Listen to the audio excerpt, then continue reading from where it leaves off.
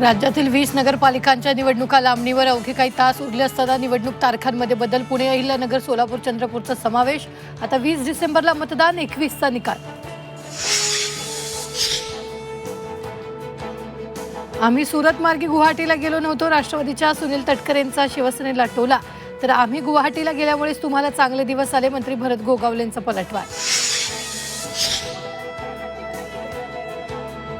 जळगावच्या मुक्ताईनगर प्रचार सभेत केंद्रीय राज्यमंत्री रक्षा खडसे भाऊक. परिस्थितीमुळे मला राजकारणात यावं लागलं, रक्षा खडसेंचे भावनिक उद्गार.